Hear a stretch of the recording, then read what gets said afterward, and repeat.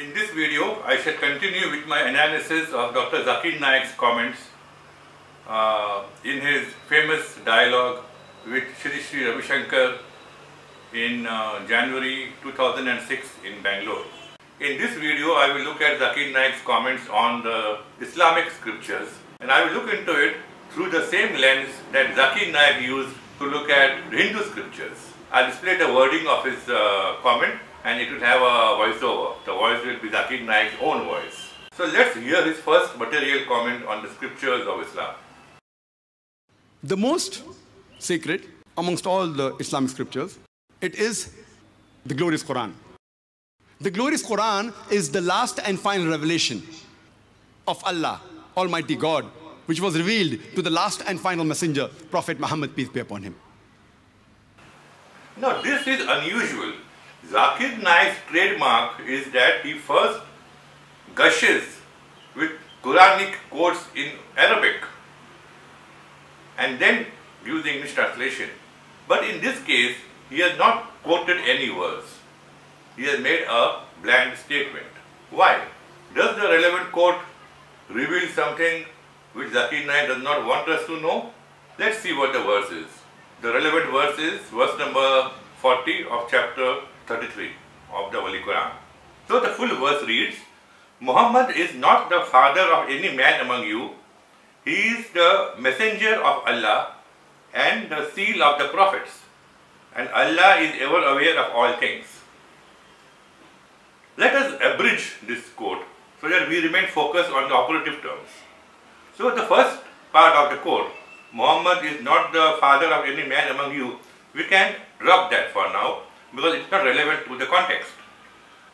And we further abridge it by dropping the last part of the verse, that is, and Allah is ever aware of all things. That's a recurring theme throughout the Quran and is not of critical importance in our context now. So the abridged version now reads, Muhammad is the messenger of Allah and the seal of the prophets. I repeat, Muhammad is the messenger of Allah and the seal of the prophets. So let us now concentrate on messenger of God. Muhammad was the messenger of God. What does that mean to you? Does it mean to you that he was the last messenger of God? I say Trump is the president of the United States. Does it mean that there will not be another president of the United States? It doesn't, right? So Muhammad was the or a messenger of God. So what did Zakir Naik say? Let's hear it. The glorious Quran is the last and final revelation of Allah, Almighty God, which was revealed to the last and final messenger, Prophet Muhammad, peace be upon him. I repeat. To the last and final messenger, Prophet Muhammad, peace be upon him. And what's more? To the last and final messenger, Prophet Muhammad, peace be upon him. On what basis did Zakir Naik say that? The Quran does not say or does not use the adjective last and final before the word messenger. This is not interpretation, it's actually embellishment. Anyway, the logic behind what Zakir Naik said, the last and final messenger, the logic is as follows. In Islam, it is believed that Allah sent many more prophets than messengers. Prophets were many, messengers were relatively few. However, all messengers were prophets, but all prophets were not messengers. Therefore, if Prophet Muhammad was the last and final prophet, then obviously he was also the last messenger of God.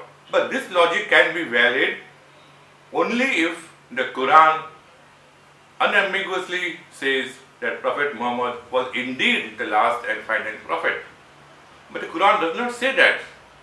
What the Quran says in chapter 33 verse 40 that Prophet Muhammad was the seal of prophets. To interpret the term seal of prophets as the last of prophets is making use of a metaphor for the word seal, as in the hearing on the case is sealed. That means there will be no further hearing. So they take it as Prophet Muhammad as a seal of prophets, sealed the prophet line, so there will be no new prophet coming. But that meaning is applicable only if we take the metaphorical meaning of the word seal. But in normal usage of in language, we first see if the primary meaning, if the literal meaning makes sense or not. Only, and if only the literal meaning does not make sense, then we go for a metaphorical meaning. We don't immediately jump into a metaphorical meaning to suit our convenience. No. So let's understand what exactly, what is the primary meaning of the word seal in the term the seal of prophets as used in the Quran. To understand this, we have to do a bit of investigation. So let us start the investigation. Let's see what exactly is the word mentioned in the Arabic Quran. I am not an Arab and I don't know Arabic, but I made some effort to find that Arabic word in the original Arabic Quran corresponding to the word seal of. And that word in Arabic script is this, as you see on the screen now. It's pronounced khatama. It's pronounced khatama. It's pronounced khatama. And what does khatama mean? I want to know the literal meaning of the word khatama, not a metaphorical meaning. I first looked into Islamic texts and I found commentaries explaining the word khatama. The very fact that you need a commentary to explain the meaning of one word suggests that the commentators are trying to convey a meaning that is not the primary meaning of that word. So I opted for a secular source of translation, and the best that I could think of is Google Translate. I agree that Google Translate is not the perfect translator for chunks of text, but I found that they are precise in translating a word for word. I experimented with Hindi and English, the two languages I am reasonably comfortable with and I know reasonably well. I translated 20 Hindi words into English and 20 English words into Hindi, and through a Google Translator, and I found that all of them were correct. So I take it that Google Translate is very reliable for word translation, but not so much for translating chunks of text. Since I wanted to know the meaning of one word, khatama, what it means in English, I trusted Google Translate and I found this. So here I am on the Google Translate page. My cursor is on the Arabic box. The from language, I select Arabic. The to language is English by default anyway. So I come back to the Arabic box and I paste the Arabic word khatama, and it is shown ring. So the English word for khatama is ring. So I import the page into Windows Paint and I circle the Arabic word khatama in red, and I also circle its English synonym ring. So here we have khatama in Arabic is synonymous with ring in English. That's interesting. Ring, the primary meaning, the literal meaning of the word khatama is ring. Is this word ring now again metaphorical? So I decided to check it out again by using Google Translate in other languages.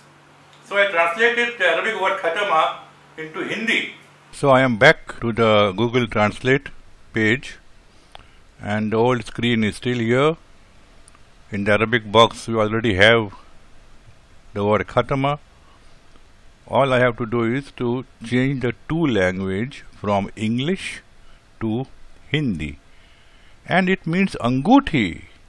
The Arabic word khatama is synonymous with the Hindi word anguthi. I see. So I have imported the page into Windows Paint and I want to circle it. I circle the Arabic word khatama, which can also be pronounced khatim, and I circle the Hindi word Anguthi. So, Khatama is synonymous with the Hindi word Anguthi. Anguthi is a ring that you wear. So, ring as the literal meaning of Khatama actually is a ring that you wear at finger. It has no other metaphorical meaning. Now, what does this mean? Zakir Naik says, even the hadiths profusely say that Muhammad was the last and final messenger and prophet of God. The English translators of the Quran say he was the seal of prophets. But if you take the literal meaning of Khatama, it would mean that Muhammad was a ring of prophets. Ring of prophets? Confusing? Not really. It's easy. One thing from this is that by no stretch of imagination can ring be construed or interpreted as last and final. So the last and final theory is aside now. So now the question arises is why the English translators of the Quran have interpreted ring as seal. Well, the answer lies in Islamic history itself. In medieval times and ancient times, that much before the rubber stamp was invented, officials, kings, etc., they used to put their stamp by using a ring. The ring had a logo in it, some sign. They would dip it in some pigment and press it against a document or against any object, a sign of certification, sign of approval, sign of authentication. Prophet Muhammad also had a ring, which he used to use as his stamp, as his seal. This is not my story. It is stated in the source that is named here. If you wish, you can pause the video here and note it and check it for yourself later. So what is the story now of the ring of Prophet Muhammad? Prophet Muhammad wrote letters to kings and emperors of foreign civilizations, asking them to accept Islam as their religion and him as the prophet of God.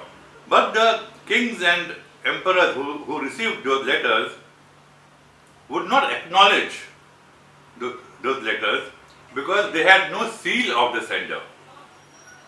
That is when Prophet Muhammad made a ring with a ring head, which he sometimes used to wear, sometimes he used to not wear, but he used to use it as his seal, as his stamp. That is why that ring which he had was effectively the seal of Prophet Muhammad. And since Prophet Muhammad recognized, approved of all the prior prophets before him, from Adam to Jesus and himself, his seal was the seal of all prophets. And in a personified form, Prophet Muhammad was the seal of prophethood. That explains the term the seal of prophets. Khatama un-Nabi, the seal of the prophets. And what does verse 40 of chapter 33 of the Holy Quran say? It inter alia says, Muhammad is the seal of the prophets. It says, Muhammad is the seal of the prophets. I repeat, Muhammad is the seal of the prophets.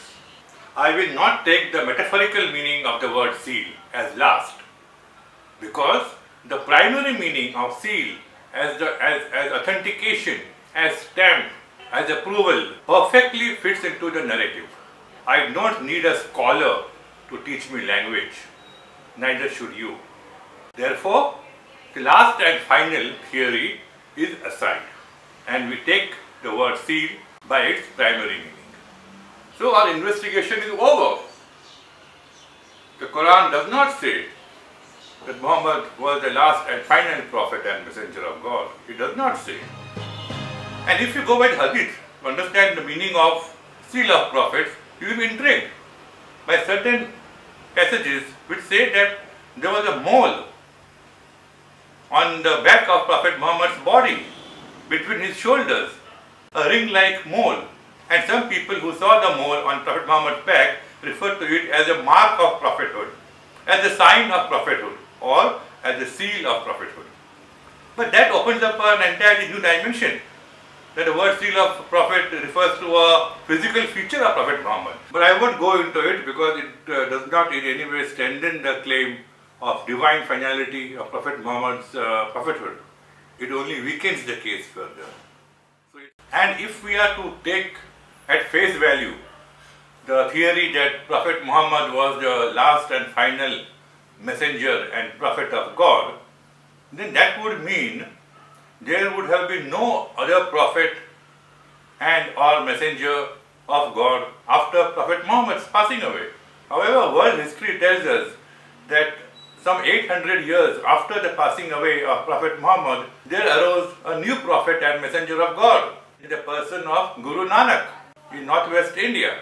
He founded the religion called Sikhism, which has some 25 million adherents throughout the world today. A Muslim friend online told me that Guru Nanak was a guru and not a prophet. That I thought was a very innocent argument, because guru or prophet is a matter of language.